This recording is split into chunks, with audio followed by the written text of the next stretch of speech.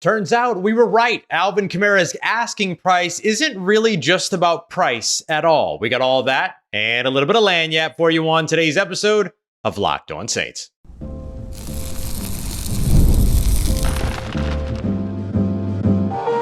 You are Locked On Saints, your daily New Orleans Saints podcast. Part of the Locked On Podcast Network, your team every day. What is good, Who Dat Nation and Who Dat family? I am your host, your friend, Ross Jackson, New Orleans native, your New Orleans Saints expert and credentialed member of the media covering those New Orleans Saints as a senior writer and reporter over at Saints News Network. And on today's episode of Locked On Saints, a New Orleans Saints signed free agent tight end Jesper Horsted, but it feels like that position room still needs a lot more help. Well, I'm also going to tell you why Granderson is going to lead the New Orleans Saints in sacks in 2024. We'll also take a look at two other players that helped themselves out during OTAs and minicamp. And to kick us off, Alvin Kamara's asking price isn't really about a price tag at all, just like we expected. We appreciate you very much, as always, for making Locked On Saints your first listen of the day every day, and for being an everydayer here on the show, which is a proud part of Locked On Podcast Network, your team every day. And today's episode is brought to you by our friends at FanDuel. Make every moment more. Right now, new customers will get $200 by winning any $5 bet. That's $200 in bonus bets by winning any $5 bet. Just head over to FanDuel.com/locked-on to get started. Well, turns out we were right here on the show that Alvin Kamara's contract dispute with the New Orleans Saints isn't really about the money that he's making. It's about the money that he's guaranteed. We got some more details on what it is that New Orleans Saints running back Alvin Kamara may be asking for. And so I want to break that down. In case you missed it, New Orleans Saints running back Alvin Kamara participated in walkthroughs in the final day of minicamp and then left practice after that. Or let me phrase that more appropriately.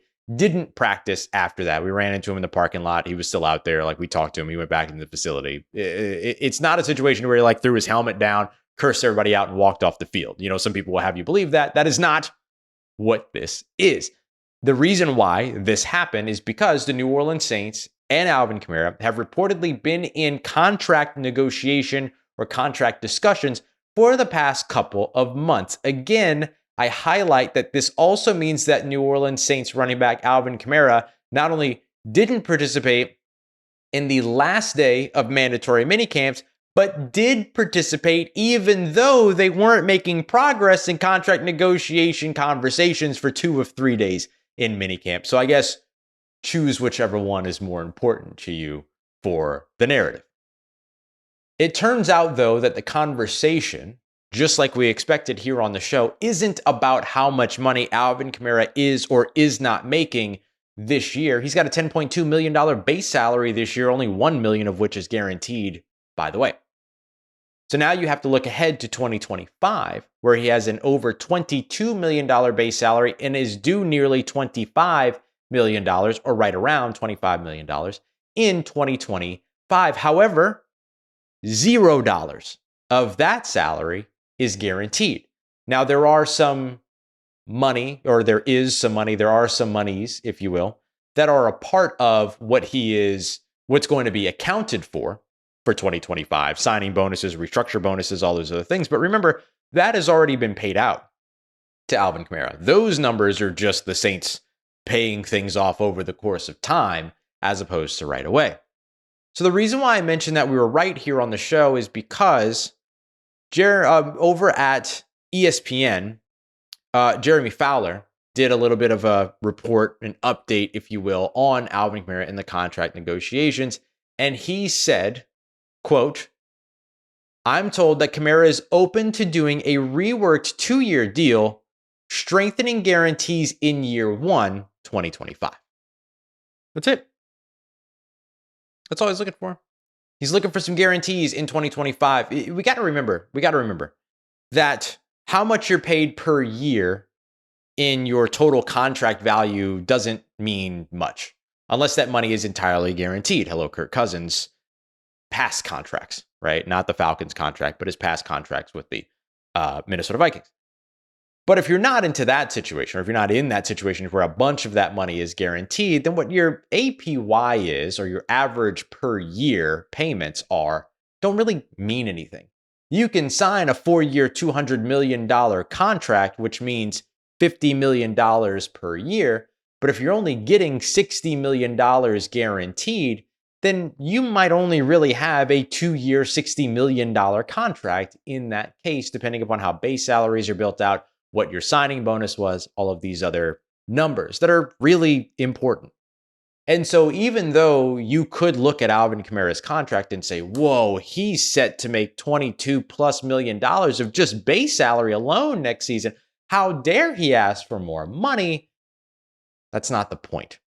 The point is that $0 of that money is guaranteed. And the point is that Alvin Kamara is a running back that is going to have a big role for this team, that's going to take a lot of hits for this team, that's going to be heavily involved for this team in 2025.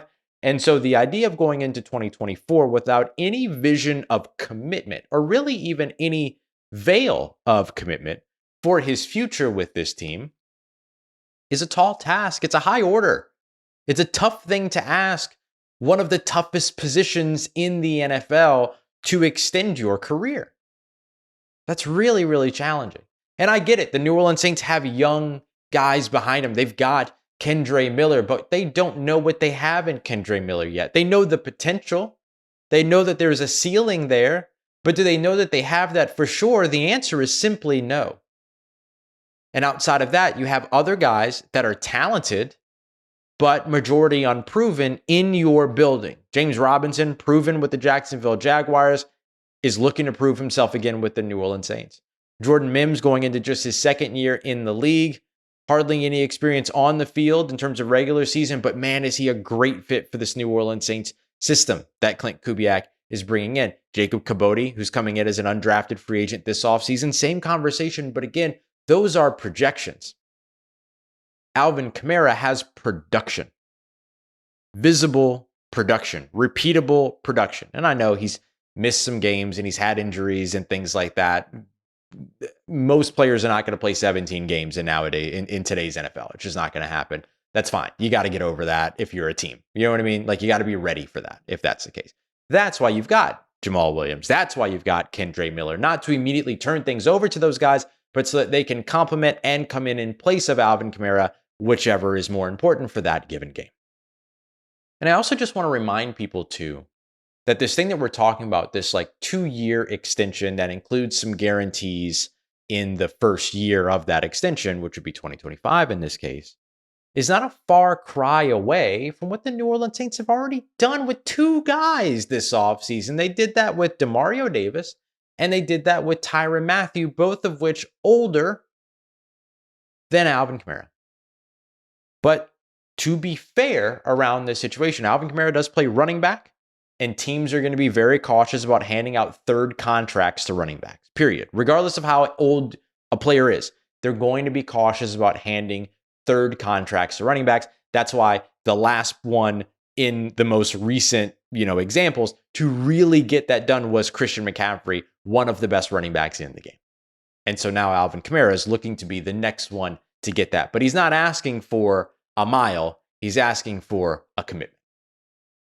That's what he's asking for from his team. I think that they should be able to find a happy medium and get this done. Coming up next, Carl Granderson is going to lead the team in sacks in 2024. Plain and simple. We're going to discuss him as well as 2 other players that really helped themselves in OTAs and minicamp here this offseason. We got that coming up for you as we continue on with today's episode of Locked On Saints, part of Locked On Podcast Network, your team every day. Today's episode of Locked On Saints is brought to you by friends at FanDuel, where you can make every moment more. Summertime is here, so you know what that means. That means baseball. That means the NBA Finals, which could be wrapped up by the time that you're listening to this. But listen, you can bet on all of it over at FanDuel. Right now, new customers are going to get $200 in bonus bets by winning any $5 bet. That's $200 that you can use on everything from Finals MVP, if that extends and keeps going, even to who's going to hit one out of the park. You can do home run parlays. You can do parlays stringing together players that will record a hit in the MLB, NFL futures, who's going to win each division, Super Bowl champion, rookie of the year. There's so much for you to check out over at FanDuel. So go check them out today, FanDuel.com/locked on, so you can bring home a big win this summer. Once again, that is FanDuel.com/locked on. FanDuel, America's #1 sportsbook.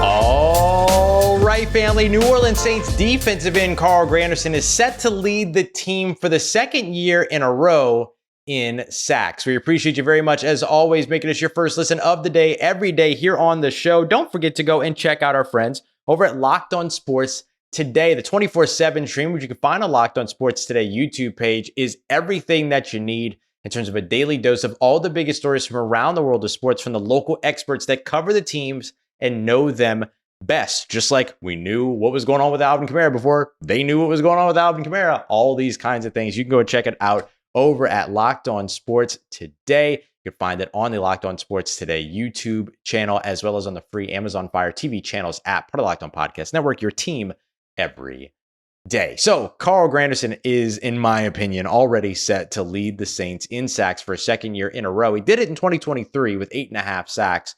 But look, there's 3 reasons why I think that Carl Granderson gets that accolade again here in 2024. The first of which is that he will probably outsnap every other defensive end on the roster. Cam Jordan, we've seen the percentage of snaps tick down year in and year out over the course of the past few years. I think that trend continues, not because of anything going on with Cam Jordan, but just because you simply have so many different pieces at the edge. So even if you didn't factor in Cam Jordan's age or whatever, you're still looking at the fact that Carl Granderson is lining up opposite him, and Chase Young's got to get his snaps somewhere, and Peyton Turner and Isaiah Foskey and these other guys very likely to also get opportunities based upon game situation, all this other stuff. So all of that could chip into Cam Jordan's snaps. But your best pass rusher right now, based on what you've seen over the course of the past couple of years, is clearly Carl Granderson. And so you're probably not going to take him off the field as much. So 1, I think he just simply outsnaps the rest of the defensive end group. 2, I think he's a unique blend of speed and power in a way that the Saints thought that they were going to hit with first-round investments, that they just happened to hit on an undrafted free agent coming out of Wyoming. I think that's the other piece of it too. His ability to get to the quarterback quickly is well documented. You can look at next-gen stats, all these other things. He tends to get to the quarterback a lot faster than the other guys who are more second, third effort type pass rushers. Now, that's going to change with Chase Young, and I think the two will complement each other well as speed rushers off the edge. But I also think that Carl Granderson's imposing size, as well as physical demeanor, are things that are credits to his game as well. He's just a little bit more versatile as a pass rusher than really since Cam Jordan. Because Cam Jordan won both ways for a long time, then kind of started to win specifically with power and all those times where he would bulldoze offensive linemen into quarterbacks and stuff like that. I think we're getting to that evolution of Carl Granderson here very soon. And he's going to be able to marry that speed and power, not just speed and power conversion like what you saw with Marcus Davenport, which wasn't as effective as I think the New Orleans Saints were hoping, or the Minnesota Vikings were hoping, or the Detroit Lions are about to hope. And look, that's just the way that all panned out. But I think the Saints found it in Carl Granderson as opposed to the guy that they invested a first-round pick in Marcus Davenport. The third thing for me is that he fits the mold of of the type of edge rusher that's winning in the NFL right now. The guys that have size, the guys that have athleticism, the guys that have bend, and the guys who have power, he just fits that mold. So this is kind of an evolution of the second point. But I think if you look around the NFL and you look at some of the guys that are, the Bosa brothers, right? You look at, TJ Watt's kind of in his own category as a smaller edge rusher. But you look at some of these other guys around the NFL that have been terrors off the edge, and a good part of the reason why they're working, Aiden Hutchinson is another example, is because of the ability to be able to blend not just speed and power, but quickness, agility, bend, all of these other things. I just think that Carl Granderson checks that box as well. Then you add the demeanor right? The mentality of I got to get to the quarterback and I want to finish when I get there. I think that that's a big thing too. So I look at all three of those things as reasons that Carl Granderson will lead the team in sacks again for a second year in a row here in 2024. And really for me, it was watching him during OTAs, watching him during mini camps, seeing all of those things on full display constantly. That's the reason why I think he has sort of really kind of settled in and risen as the top guy. Now, to be fair, we didn't get to see Cam Jordan during mini camps when it came to team drills and things like that. So maybe we start seeing Cam Jordan back in his bag by the time that he gets to training camp, by the time that he gets to the beginning of the season and all that. But I think the torch begins to pass to the young guy in Carl Granderson to kind of lead the charge, if you will. Another guy, because I wanted to go over two other defensive players that really helped themselves during OTAs. Another guy that really helped himself during OTAs big time was undrafted free agent safety out of TCU, Millard Bradford. If you're an everydayer, you've heard me talk about this. If you're an insider, we've probably discussed this quite a bit. Millard Bradford was probably one of the most impressive players throughout OTAs and minicamp, just consistently around the ball, consistently making plays on the ball, walking away with 3 or 4 interceptions during his time in terms of combining OTAs, rookie minicamp, and mandatory minicamp, right? If you put all those together. He was just a guy that showed you exactly what it was that made him such a commodity for TCU. It was his ability to be a playmaker, right? Maybe to be a ball hawk. Now, it's tough to call a guy who had 4 interceptions during his collegiate seasons at TCU a ball hawk. I get that. Okay, a lot of people have pushed back on that, or not a lot of people have pushed back on that, but a lot of people have asked questions about that. I get that. But I do think that like playmaker is a little bit more of a better kind of moniker that or archetype that he fits. 19 passes defensed during his time. Remember, we're talking passes defensed, pass breakups, all those kind of stuff. So him just making plays at the ball, very much a part of his identity and what he did at TCU. And so far, we saw that very, very quickly and very consistently, to give him credit, throughout rookie minicamps, OTAs, and minicamp. Now, it's easy to talk about the interceptions. It's harder to, diagnose the busted coverages or whatever it might be in terms of maybe he was supposed to be somewhere when he wasn't. But I didn't see any moments where he specifically looked out of place or confused or anything like that. I would say that he was putting together a consistently solid performance all throughout minicamp, training camp, stuff like that, or OTA, stuff like that. But once the competition really starts to set in at training camp, and he has sort of this uphill battle to climb at a very populated safety room. So really what he's probably fighting for is like a practice squad spot. I think that there's good things that you might see come from him when it comes to that spot. And then finally, I want to give a shout out to linebacker DeMarco Jackson. This is a guy that doesn't get a lot of love, but has grinded since the moment that he's been drafted. Played a lot of special teams for the team and has kind of built into this strong side type linebacker who can also play a little bit of Mike, good communicator, highly intelligent guy.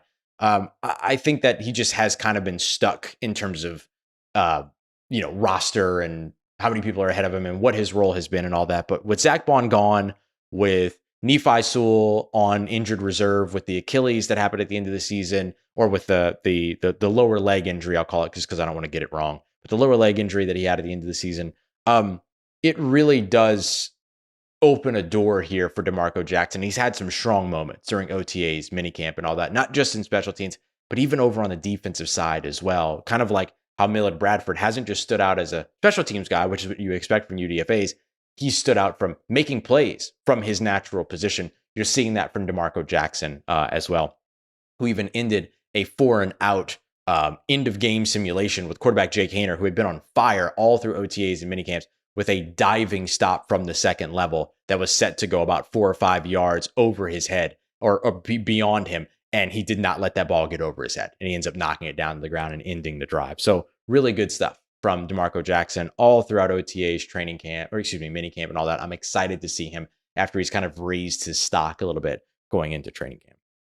Coming up next, the New Orleans Saints signed a free agent tight end in Jesper Horsted, but I don't think that they should be considering themselves done at the tight end position. We got that coming up for you as we continue on and wrap up today's episode of Locked On Saints, part of Locked On Podcast Network, your team every day.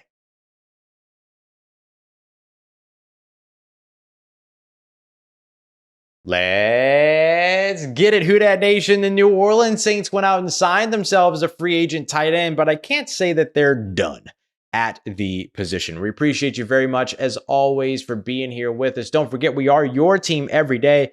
Coming up tomorrow, I'm going to tell you why the New Orleans Saints absolutely should, if nothing else, be making some phone calls to the San Francisco 49ers and John Lynch to inquire about wide receiver Brandon Ayuk. We'll discuss what a trade could look like, why the New Orleans Saints should be interested in it if they don't have to give up a king's ransom to get it done, and how they could make the salary cap situation work. We'll break all of that down in tomorrow's episode. It's going to be nerdy and fun and a little bit pie in the sky. But hey, it's that time. Let's be pie in the sky. New Orleans Saints keep clearing cap space. Might as well use it for something. We'll break all that down in tomorrow's episode. So, look, the New Orleans Saints went out and signed tight end Jesper Horsted. A couple of corresponding moves that went with that. Really, one specific corresponding move that went with that is that they waived undrafted free agent wide receiver Kyle Sheets, who came in from Slippery Rock. He was kind of one of those like sleeper guys that a lot of people were really excited about. We'll see if that wave lasts. The Saints also waived defensive back Faion Hicks. Faion had a couple of really nice moments, really made some nice plays, a couple of interceptions, things like that during his time in OTAs and minicamp combined, but was dealing with a little bit of a hamstring injury that kept him out for a good portion of minicamp. And so because of that, maybe that's what led to sort of the split between the two, or maybe there'll be a reunion after that to kind of put some offset injury language or something like that in the contract. So we'll see which way that all goes. But the signing of tight end Jesper Horsted is an interesting one. He's a 6'3", 230 plus, 240 pound tight end. Saints really are showing that they're okay with this body style of tight ends. And the reason why I mention that is because we've seen Taysom Hill have a very large role at tight end. We've seen guys like Dallin Holker, of course, look awesome in terms of how he's been utilized over the course of the offseason. I did a whole segment on him yesterday about how I wouldn't be surprised if he ends up on the roster for New Orleans. Like if I'm making a roster today, Dallin Holker's on it. You think back to San Francisco's tight end room, George Kittle, 6'4", 250 pounds, not the biggest guy. Typically, when we're talking about big tight ends, we're talking about the Jimmy Grahams of the world, 6'6", 6'7", the Kobe Fleeners of the world, all that kind of stuff. The Saints have typically kind of leaned to that prototype of tight end. But here, over the course of this offseason, you've seen them really be okay with the, I'm going to say, quote unquote, shorter guy. Here I sit as a 5'10" human being. Therefore, 6'3" is not small to me, but it is certainly small when it comes to that position, or can be considered small when it comes to that position. So the thing that's really interesting about Jesper Horsted is that he does have some good receiving production in his past, but I also wonder how much of his of what made him so attractive to the New Orleans Saints comes down to the kind of overlap that they have with them. Jesper spent 2019, 2020, 2021 all with the Chicago Bears. 2020 and 2021 were also both seasons where now New Orleans Saints tight end coach Clancy Barone was also in Chicago. And just so that this is also said, because one of the other kind of visits that we had talked about was the Saints bringing in UFL, former New Orleans Breaker tight end, 6'5", 250-ish pounds, Sal Cannella. Sal Cannella had also been an overlap with Clancy Barone in Chicago. And so it's interesting that they brought him in for the workout along with a couple of other tight ends. I assume that Jesper Horsted was one of those tight ends, and then they went the Jesper Horsted route. And I will say that Horsted also overlapped with quarterback Derek Carr in 2022 during his year with the Las Vegas Raiders. Not a super impressive year, 3 catches for 19 yards. He wasn't on the field very much, played very few snaps for the team during that time. According to Pro Football Reference, his offensive snap percentage in 2022 was merely 6%. His offensive snap percentage in 2019 was merely 27%. So I'm not sure we're talking about a guy that's going to make a roster here, but it certainly feels like this is a guy that's going to help out in terms of being on the field and giving the team numbers, because all of minicamp, we saw Dallin Holker, we saw Foster Moreau, And we saw Michael Jacobson. Those are the only 3 tight ends. And then you factor in Taysom Hill into that number that actually participated in mini camps at the position. There was no Tommy Hudson. There was no Juwan Johnson. Those guys were away dealing with injury and things like that. So, look, the Saints need help there, but I think that Jesper Horsted may make it to training camp and give you the opportunity to have another tight end out on the field while Juwan Johnson is still recovering, because I assume with Juwan Johnson's foot surgery being this week, the timeline that I've heard probably doesn't put him into coming back until after about a week or so of training camp. I assume he'll miss at least a week of training camp. And as we've discussed constantly here on the show too, that when he does come back, it's going to be a slow acclimation period or ramp up before he really starts to get going. So you need the tight end numbers, but I don't think that you've solved your problem in terms of finding a long-term solution at the position. And as of right now, it's hard to say that the Saints have a true bona fide long-term solution at this position. I think tight end is going to be a big need for them next season. Juwan Johnson's going into a contract year. He's been dealing with injuries and things like that. Tends to take a little bit of time to get going, as we've seen over the course of the past couple of years. But then when he gets going towards the end of the season, he's been magnificent. It's just that it's 7 games left in the season, 4 games left in the season that starts to get going. And so you hope for a speedy recovery for Juwan Johnson and the ability to be able to bridge the gap from the momentum that he picked up over the course of the last 4 games last season. 219 of 368 receiving yards, last 4 games. 3 of his 4 touchdowns, last 4 games of the season. Can he bridge that gap, deal with this injury, and still keep the momentum going into week 1 of the NFL regular season, which the expectation is that he will be ready to start the season? That's going to be a big question for him to answer. And so he could potentially end up being the long-term solution at the position if he can show that at the beginning of this year and maintain the consistent performance that, he wants. You know what I mean? It's not like he doesn't want to have that consistent performance. He's just been dealing with injuries and stuff. And so it's tough. And so I think that becomes a big kind of measuring stick when it comes to him. But then Foster Moreau, who looks much bigger this offseason, like a lot bulkier, a lot more muscle, all these other things. What does he look like in 2024? Like, there's so many question marks at the position, but not enough answers at this time. Is Dallin Holker going to make it when it comes to live full speed football in the NFL? We don't know yet, right? We have to wait and see that. So it's going to be really tough for the New Orleans Saints to answer the long-term question of tight end this offseason. But they'll need to answer it either during the season this year, which could be with the play of the guys that are already in the building, maybe a potential trade deadline type of move, whatever it might be, or some big surprise move this offseason, which would likely be a trade because the talent isn't there in the free agent pool at this point. Or you have to start looking at next season, and we'll see if that's the route or which route the New Orleans Saints either end up having to go or choose to end up going. We'll see which one it is. I wanted real quick, just a little bit of lanyard for you. I just wanted to shout out Jamal Williams for being the most relatable dude in the world. He recently did an appearance on one of the NFL Network shows with Ian Rappaport and Mike Garafolo. And one of the big things that came from it was, as he was talking about this new system that he's really excited about Alvin Kamara and supporting his decision to push for the extension and all these other things, his smoke detector battery was low and was beeping. And it was just the most relatable thing from one of the most relatable NFL athletes that are out there. Absolutely hilarious. So shout out to Jamal Williams for not changing his batteries in smoke detectors, because honestly, me neither. We appreciate you very much. As always, make a Locked On Saints your first listen of the day every day. Don't forget, we'll be back tomorrow. Brandon Ayuk, could it work? We'll break it down.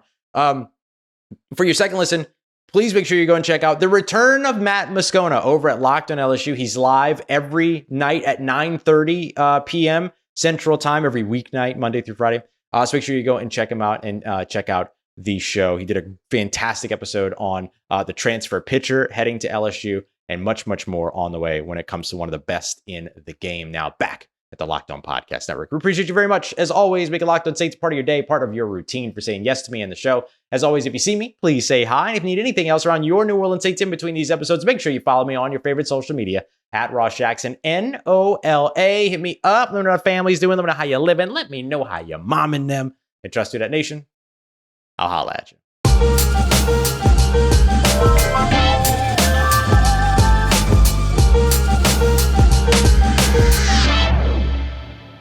Shout out to Jamal Williams for not changing his batteries in smoke detectors